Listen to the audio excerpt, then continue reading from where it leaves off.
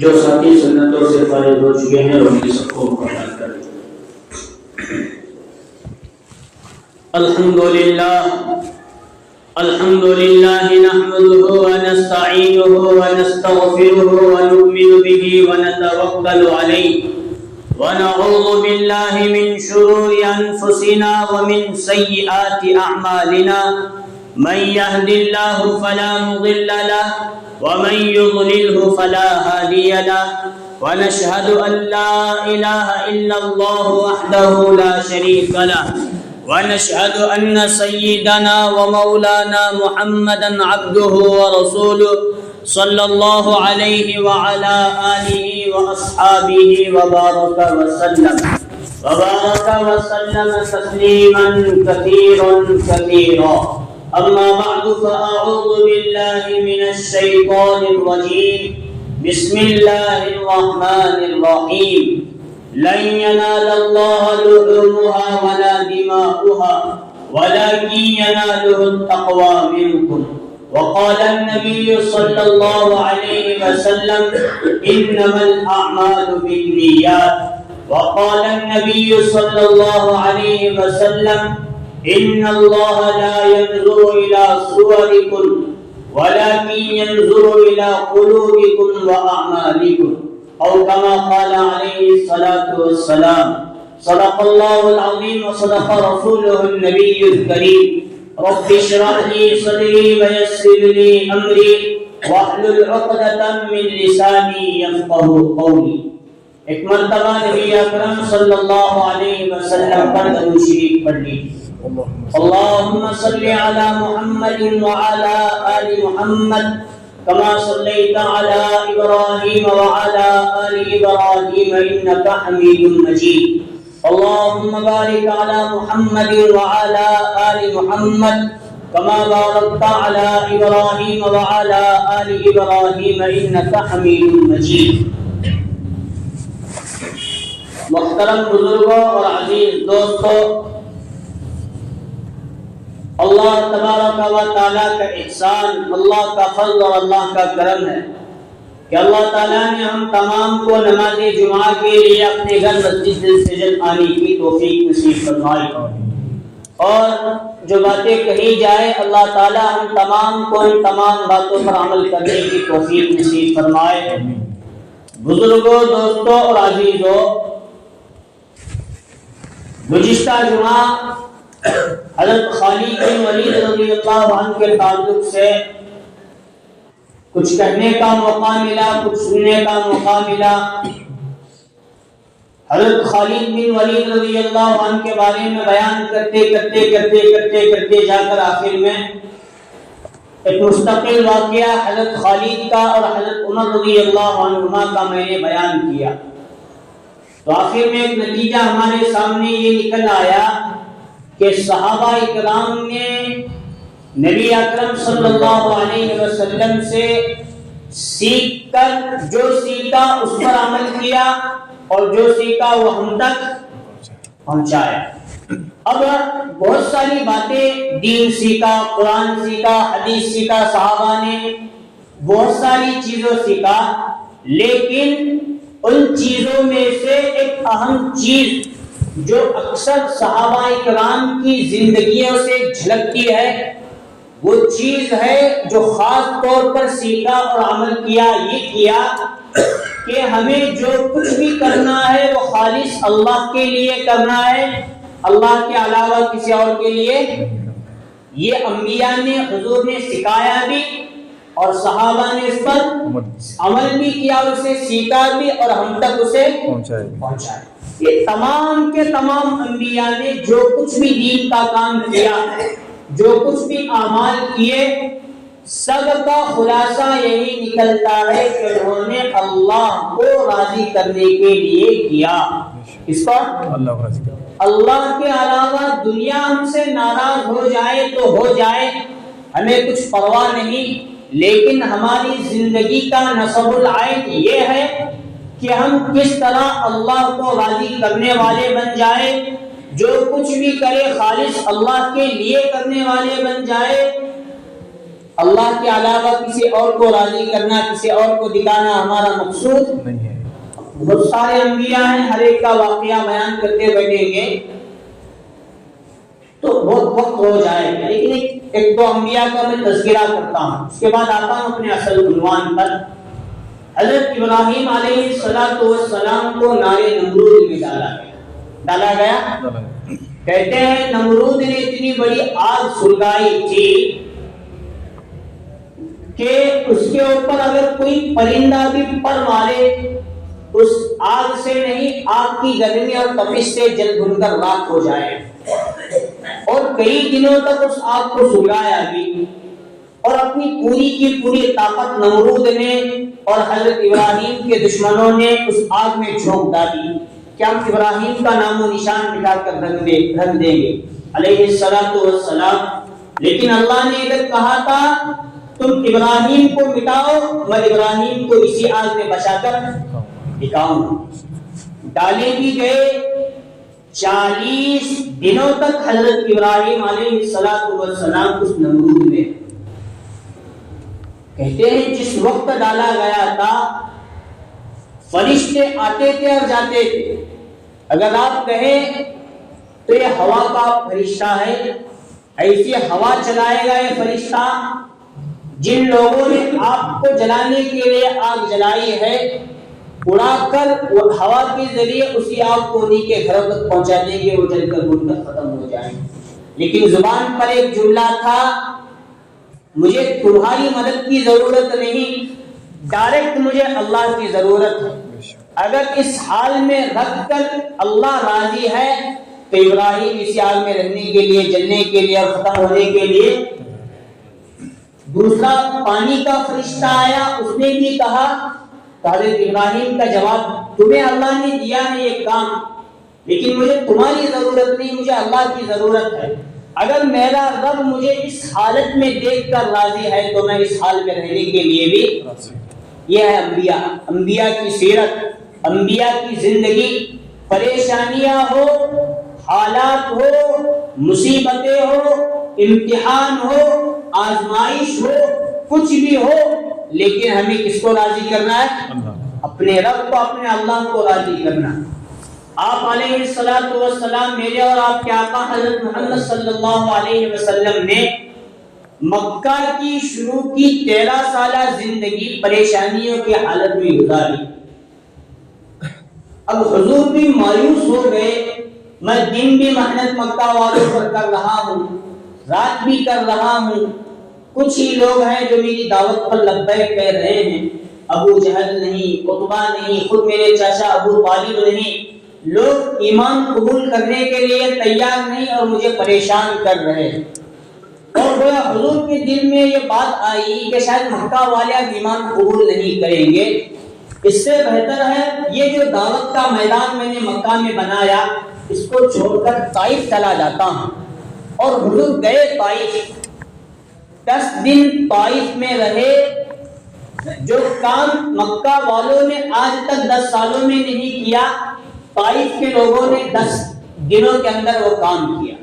حضور کو جھٹلایا، ایک نے کہا تیرے علاوہ کسی اور کو اللہ ملا نہیں کیا، ایک نے کہا اگر تو نبی ہے تو میں تیرا منہ دیکھنے کے لیے تیار نہیں۔ ایسے ایسے تیکھے اور خطرناک جملے کہے جس سے حضور کا کلیجہ گویا منہ پر آنے لگا کہ کیا امید لے کر میں آیا تھا اور کیا میرے ساتھ ان لوگوں نے کیا۔ باتوں کے ذریعے نہیں بلکہ اوباش نوجوانوں کو، لفنگ بچوں کو ان کے حضور کے پیچھے لگا دیا کہ پتھر مارو۔ ان لوگوں نے طائف کے پہاڑیوں میں اور طائف کے وادیوں میں حضور پر اتنے پتھر مارے، اتنے پتھر مارے، اتنے پتھر مارے۔ سیرت کی کتابوں میں لکھا ہے، علماء بیان کرتے ہیں جسم سر سے لے کر پیر تک گویا حضور کے لہو لہان ہو گیا تھا، پورا کا پورا جسم۔ اب ایک باغ میں جا کر حضور تشریف فرما ہے تو پہاڑوں کا فرشتہ آیا، جبریل آئے، دیگر میکائیل آئے، کہ اور بھی فرشتے آئے اور کہنے لگے اگر آپ کا حکم ہو تو پہاڑ کا فرشتہ ان پہاڑوں کو آپس میں اتنا ملائے گا کہ جن لوگوں نے طائف والوں نے آپ کو ستایا وہ ان پہاڑوں میں مسل کر رکھ دیے جائیں گے. لیکن اس وقت حضور اپنا خون مبارک ہتھیلی پر لیتے تھے اور آسمان کی طرف پھینکتے تھے اور کہتے تھے اللہ اگر تو مجھے اس حالت میں دیکھ کر راضی ہے تو میرا یہ قصور ہے جس طرح دین کی دعوت کا کام کرنا چاہیے میں نے ابھی تک اگر تو راضی ہے تو میں کام پھر سے کرنے کے لیے تیار ہوں, مجھے معاف کر اور مجھے ہمت دے.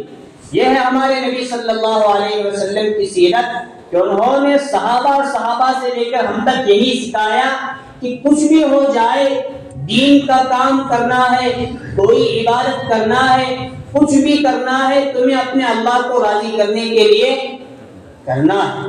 اللہ کے علاوہ کسی اور کو دکھانے کے لیے بھی کرو گے تو وہ عمل ناکارہ اور بیکار ہو جائے گا. رائی کے دانے کے برابر بھی تمہیں اس کا ثواب نہیں ملے. یہی کیفیت ہم لوگوں کے اندر پوری امت مسلمہ کے اندر آ جانا چاہیے. ہمارا نماز, ہماری روزہ, ہمارا زکات, ہمارا دین کا کام, ہمارا دعوت, ہمارا مدرسہ, ہماری خانقاہ, ہمارا سب کچھ ہم اللہ کے لیے کرنے والے بن جائے. اور اگر ذرہ برابر بھی اللہ کو چھوڑ کر ہمارا مقصد کچھ اور بن گیا جانے میں یا انجانے میں تو وہ عمل ہم نے دنیا میں کیا لیکن نہ دنیا میں اس کا ثواب نہ آخرت میں اس کا کچھ بھی نہیں ملے گا. اخلاص, دل کی نیت, اللہ کے لیے کرنا, اللہ کو راضی کرنے کے لیے کرنا, یہ بہت بڑی چیز ہے. چاہے ہم کوئی چھوٹا عمل کرے, چاہے ہم کوئی بڑا عمل کرے, وہ خالص اللہ کے لیے کرنا ہے. گرچہ ہمیں اس کا بدل اور اس کے اعتبار سے کچھ ثمرات ملے نہ ملے, لیکن کرنا کس کے لیے؟ اللہ کے لیے. لیکن جو کام اللہ کے لیے کیا جاتا ہے وہ اس کام کو, اس عبادت کو, اس کی دین کی خدمت کو اللہ تعالیٰ بہت جلدی قبول کرتے ہیں اور اس کا دنیا میں بھی بدل نصیب فرماتے ہیں اور آخرت میں بھی بدل نصیب فرماتے ہیں. اور اگر دین کا بہت بڑا کام, بہت بڑی عبادت کی جائے لیکن اس کے اندر رائی کے دانے کے برابر ریا, دکھاوا, نام و نمود, اپنی شہرت, میں بڑا, میں ایسا, میں ویسا, لفظیں میں آ گئی تو وہ کام اللہ کے لیے نہیں رہتا, وہ کام اللہ کے علاوہ کسی اور کے لیے ہو جاتا ہے. اس لیے اللہ ویسے کام کو قبول. حضور نے صحابہ سے فرمایا مجھے تمہارے بارے میں شرک کا ڈر نہیں ہے لیکن ایسا ڈر ہے کہ تم شرک خفی کے اندر مبتلا ہو جاؤ گے.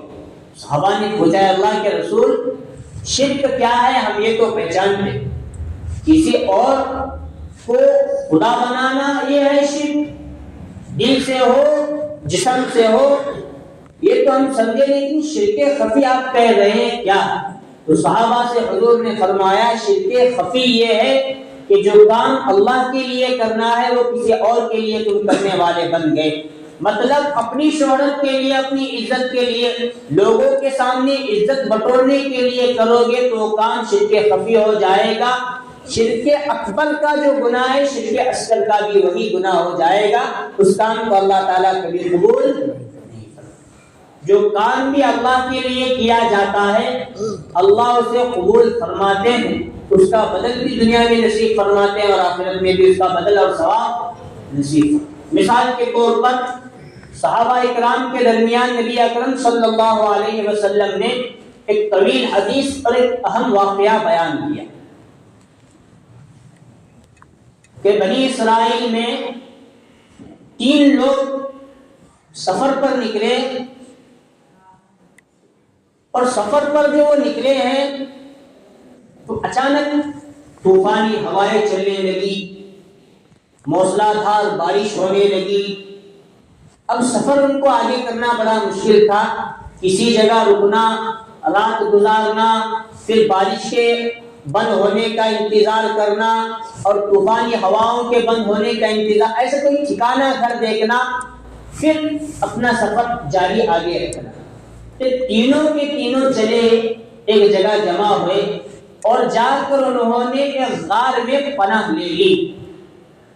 اب باہر تو بارش کا موسم، طوفانی ہوائیں، ایک بڑا پتھر اور بڑی چٹان لڑکتے لڑکتے لڑکتے سیدھے اس غار کے منہ پر آ گئی، اور غار کے منہ پر وہ پتھر اور چٹان ایسی آئی کہ اب اندر سے کوئی باہر آ نہیں سکتا، اور باہر سے کوئی بندہ اس چٹان کو ہلا نہیں سکتا، کیونکہ پتھر ہو تو ہلایا جائے گا، چٹان بہت بڑے پتھر کو کہتے ہیں، جو سیدھا غار پر آ گئی تھی، اور غار کا منہ اور غار کا دروازہ پورا کا پورا بند ہو گیا۔ اب تینوں نے آپس میں مشورہ کیا کہ ہم اپنی پوری طاقت اور قوت لگائے پھر بھی اس چٹان کو ہٹا نہیں سکتے۔ اب ایک ذات ہے اللہ کی ذات، اللہ کو اس حالت میں ہمیں راضی کرنا ہے اس عمل کا واسطہ دے کر جو زندگی بھر ہم نے گرچہ خالص اللہ کے لیے کیا۔ ہم نے اعمال تو بہت کیے ہیں، لیکن اس کے اندر کہیں نہ کہیں کچھ نہ کچھ ملاوٹ ہوئی ہے، اس عمل کا صدقہ اور اس عمل کا واسطہ اللہ کو دینا ہے، جو عمل ہم نے کس کے لیے کیا ہے؟ خالص اللہ۔ اب ایک بندہ اللہ کے سامنے ہاتھ اٹھا کر دعا کرنے لگا، اے اللہ میرے ماں باپ بوڑھے تھے، ایک مرتبہ میں بکریوں کو چراتے چراتے چراتے بہت دور نکل گیا، اور دور اتنا نکلا کہ واپس آیا تو آدھی رات تک، رات کا ایک لمبا چوڑا حصہ گزر گیا ہے۔ میں دوڑتے بھاگتے ہوئے آیا، میرے دل کے اندر یہ بات تھی میرے ماں باپ بھوکے ہوں گے، ان کو دودھ دینا ہے، آنے میں مجھے دیری ہو گئی۔ میں اس رات کے اس حصے میں آیا اور بکریوں کا دودھ نکالا اور دھویا، میرے معصوم بچے، میری بیوی وہ بھی بھوک کی حالت میں، میرے بچے میرے پیروں میں آ کر گرے اور وہ کھانا پانی مجھ سے طلب کر رہے تھے، لیکن اے اللہ پوری کی پوری رات میں دودھ کا پیالہ لے کر ماں باپ کے سرہانے کھڑا رہا کہ یہ اٹھے اور وہ دودھ ان کو پلاؤں، لیکن میں نے اپنے ماں باپ سے پہلے اپنے بیوی بچوں کو پلانا گوارا نہیں کیا، برداشت نہیں کیا۔ میں نے اپنے ماں باپ کی جو یہ خدمت کی خالص تجھے راضی کرنے کے لیے کی ہے، اگر میں نے خالص تجھے راضی کرنے کے لیے یہ خدمت کی تو اللہ اس چٹان کو اس عمل کی برکت سے ہٹا دے۔ اور اس بندے نے خالص جو وہ کام کیا تھا، کس کے لیے کیا تھا؟ اللہ کے لیے کیا تھا، تو اللہ تعالیٰ نے ابھی اس کا ہاتھ اس کے منہ پر بھی نہیں پھیرا گیا تھا، تو اللہ نے چٹان کو وہاں سے ہٹا دی تھوڑا، لیکن ہٹی تو بھی چٹان اتنی سڑکی کہ ابھی ہوا تو آ جا سکتی ہے لیکن کوئی انسان آنا جانا۔ یہاں ایک سبق ہمیں ملتا ہے، ماں باپ کی خدمت کرنا یہ ہم لوگوں کے لیے بہت ہی، نہیں تو پھر دنیا میں بدلہ اس کا پلٹ کر ملتا ہے۔ کہتے ہیں ایک تو اولیاء سے دشمنی کا بدلہ وہ بھی دنیا میں مل جاتا ہے، اور ایک دوسرے ماں باپ کو ستانے کا بدلہ بھی دنیا میں۔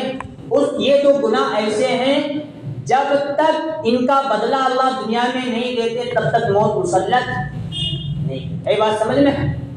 پہلا کس کا غلام ہے؟ اولیاء اکرام، اولیاء اکرام سے دشمنی۔ اب اولیاء میں کا خواجہ معین الدین چشتی اجمیری ہوچے، اولیاء میں وہ اولیاء بھی آئے، علماء اکرام آئے، بزرگان دین آئے، جن کی داڑیاں سفید ہو گئی ہیں، جو دین کا کام کرتے، وہ تمام کے تمام لوگ اس کے اندر، ہر وہ مومن بندہ اللہ کا ولی ہے جو دین، جو ایمان والا ہے، کیونکہ اللہ خود فرماتے ہیں اللہ ولی الذین آمنوا، اللہ ایمان والوں کا ولی اور دوست ہے۔ جب اللہ ہے تو ہم لوگ بھی اللہ کے ہیں کیا نہیں؟ اصول سمجھے؟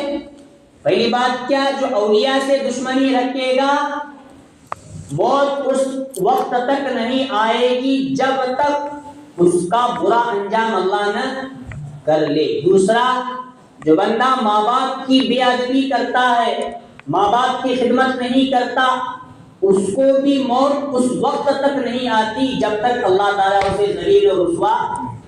ہم ذلیل و رسوا کیسا کرتے ہیں؟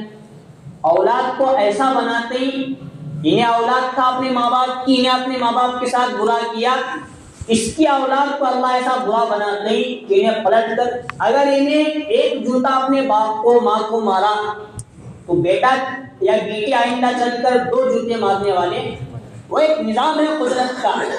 موت اس وقت تک اللہ دیتے چلی جب تک واپس وہ پلٹ کر پھر سے نظام کائنات نہ بن جائے. اس لیے سمجھنے کی آج بھی ہم لوگوں کو ضرورت, جیسی کرنی ویسی بھر, جیسا ہمیں کرنے والے ویسا ہمیں. یہ بات لکھ کر رکھو, گرچہ ماں باپ شرابی ہو, کبابی ہو, ایسے ہو ویسے ہو, لیکن ہم لوگوں کے لیے اصول یہ ہے کہ پھر بھی ان کا ادب کرنا, نہیں کرے تو چلتا نہیں, کیونکہ اس کا بدلہ ہم نے آئندہ یا تو اچھائی کے ساتھ لینا ہے یا تو وقت گزرتا جا رہا ہے.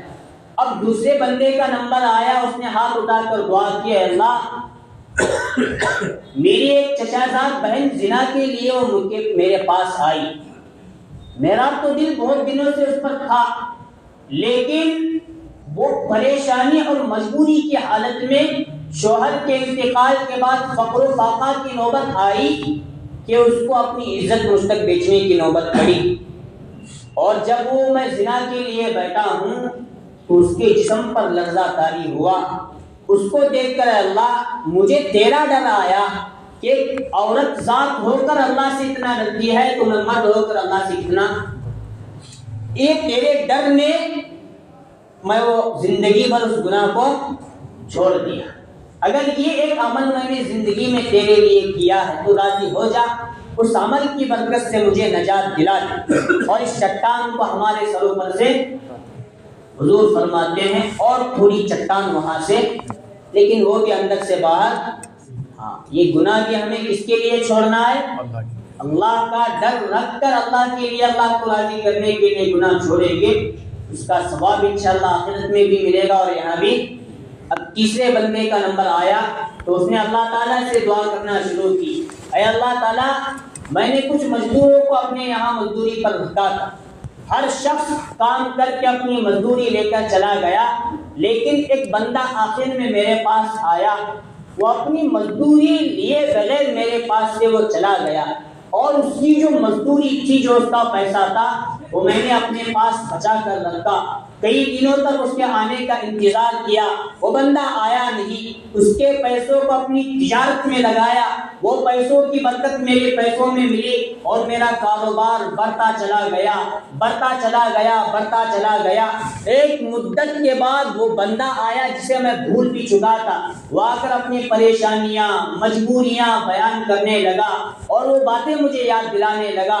میں نے کہا اے اللہ کے بندے, میں نے تیرا کئی مدت تک انتظار کیا, اب جو پہاڑوں کے درمیان بھیڑ بکریاں گائے بیل اونٹ جو نظر آ رہے ہیں, یہ سب کے سب تیری کمائی کی برکت ہے, تو اس میں سے جتنا چاہے لے جا, میں تجھے کچھ بھی منع نہیں کروں. اے اللہ وہ بندہ سب کا سب میرا لے گیا, میں نے اسے تیری رضا کے خاطر نہیں روکا, اگر یہ کام بھی میں نے تیرے لیے کیا ہے تو ہمیں یہاں سے نجات دلا. حضور فرماتے ہیں وہ تیسرے بندے کی دعا پر وہ پوری کی پوری چٹان وہاں سے ہٹی اور تینوں کی زندگی بخش. سبق ملا ہمیں یہاں, ماں باپ کی خدمت بھی اللہ کے لیے, گناہ چھوڑنا بھی ہے اللہ کے لیے, اور اسی طرح پیسہ کھانا ہے تو بولو قرضہ لیے تو دینے کا تیار ہے. بہنوں کا اور بیٹیوں کا حق ہمیں دیتے ہیں, کیا کرتے. انتقال ہوا, قرضہ لینے باپ کے پاس بیٹا گیا, دوسرا بھائی کا بیٹے کے پاس باپ کا, قبر میں جا ملک اس کو دیا چاہا تو تو لیا, جا وہاں جا اسے دیا تو اس کے پاس.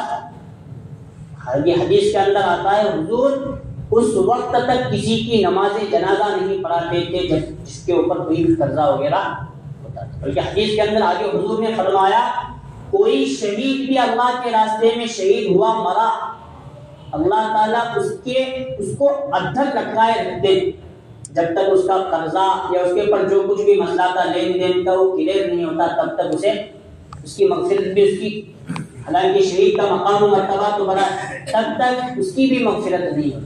اور ہمارے یہاں لے کر بھولنا اور بھول کر چلے جانا کے معاملات پڑے, خرابی کے معاملات, اس کا بھی مسئلہ حل کرنا دنیا سے جانے سے پہلے بہت ضروری چیز. ٹھیک ہے, اللہ تعالیٰ ان تمام باتوں پر ہم تمام کو عمل کرنے کی توفیق نصیب فرمائے۔ جو بھی کام ہے خالص اللہ کے لیے کرنا بہت ضروری چیز ہے، ورنہ اگر اللہ کے لیے نہیں تو اس کا بدلہ دنیا میں تو ملتا ہی ملتا ہے اور آخرت کے اندر بھی بڑا خطرناک۔ ایک مختصر بات حدیث بیان کر کے ختم کر دیتا ہوں۔ حضور فرماتے ہیں کہ قیامت کے دن سب سے پہلے 3 لوگوں کو اللہ کے دربار میں فیصلے کے لیے لایا جائے گا۔ اس میں سے پہلا شہید ہوگا۔ اللہ پوچھیں گے تو میرے راستے میں کیوں لڑا؟ وہ کہے گا میں نے شہادت تیرے لیے کی اور یہ لڑا تیرے لیے، ایسا ویسا سب اپنی بات یہ بیان کیے گا۔ اللہ کہے گا جھوٹ بولتا ہے، اپنے نام کے لیے، اپنی شہرت کے لیے، اپنے بہادری کے لیے لڑا ہے، جا بولے منہ سیدھے جہنم میں دھکیل دے۔ دوسرے نمبر پر ایک عالم کو لایا جائے گا، اسے عالم سے پوچھا جائے گا تم نے علم حاصل کیا، دوسروں کو سکھایا، کیا مقصد تھا؟ اللہ تیرے لیے کیا، ایسا پڑھایا، ایسا ویسا کیا۔ اللہ کہیں گے لوگ تجھے قاری کہے، حافظ کہے، عالم کہے، مفتی کہے، دنیا میں سب کچھ کہا گیا، اب جاؤ تم بھی سیدھا کہاں جاؤ۔ کسی مالدار کو لایا جائے گا، مالدار سے اللہ پوچھیں گے میں نے مال دیا اللہ تم نے کیا کیا؟ وہ کہے گا تیرے راستے میں مدرسے کو اتنا دیا، مسجد کو اتنا دیا، فلاں جگہ اتنا دیا بس تیرے لیے کیا۔ اللہ کہیں گے تو نے اپنے آپ کو سخی اور مالدار کہلانے کے لیے کہا، جب تمہارا بھی انجام جانے۔ یہ اللہ کے لیے کرنے کا نتیجہ یہ ہے اور اللہ کے لیے نہ کرنے کا نتیجہ۔ اللہ تعالیٰ سے دعا ہے اللہ تعالیٰ ہم تمام کو دین کا کام ہو، عبادات ہو، کچھ بھی ہو، سب کا سب اللہ کے لیے خالص کرنے کی توفیق نصیب فرمائے۔ آمین۔ وآخر دعوانا الحمد للہ رب العالمین۔